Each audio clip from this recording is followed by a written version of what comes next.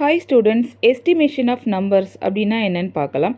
தமிழில் வந்து எண்களின் மதிப்பீடு அப்படின்னு சொல்லுவாங்க. அதாவது ஒரு நம்பருடைய எக்ஸாக்ட் வேல்யூவை சொல்லாமல் அதுக்கு நியரஸ்ட்டாக இருக்கிற அப்ராக்சிமேட் வேல்யூ சொல்கிறது தான் எஸ்டிமேஷன் அப்படின்னு நம்ம சொல்லுவோம். இப்போ அதுக்கு ஒரு எக்ஸாம்பிள் பார்க்கலாம். இப்போ நம்ம ஸ்கூலில் வந்து பார்த்திங்கன்னா 487 ஸ்டூடெண்ட்ஸ் வந்து படிச்சிட்ருக்காங்க. நம்ம இப்போ உங்கள் ஸ்கூலில் எவ்வளோ ஸ்டூடெண்ட்ஸ் படிக்கிறாங்க அப்படின்னு வந்து கேட்டால் அதுக்கு நம்ம என்ன சொல்லுவோம், நம்ம அப்ராக்சிமேட்டாக ஒரு 500 ஸ்டூடெண்ட்ஸ் படிக்கிறாங்க அப்படின்னு சொல்லுவோம். அப்போ 487 அப்படின்றது எக்ஸாக்ட் வேல்யூ. ஓகேங்களா? 500 இதுதான் வந்து என்னது எஸ்டிமேட்டட் வேல்யூ. ஃபார் எக்ஸாம்பிள் நம்ம வில்லேஜில் வந்து எவ்வளோ ஃபேமிலிஸ் இருக்காங்கன்னு கேட்டாங்கன்னா, இப்போ உங்களை கேட்குறாங்க அப்படின்னா நீங்கள் என்ன சொல்லுவீங்க, ஒரு 1000 ஃபேமிலிஸ் இருக்காங்க அப்படின்னு சொல்லுவீங்க. ஆனால் அங்கே எக்ஸாக்டாக எவ்வளோ இருப்பாங்கன்னா 957 இருப்பாங்க. ஸோ அந்த மாதிரி. ஓகேங்களா?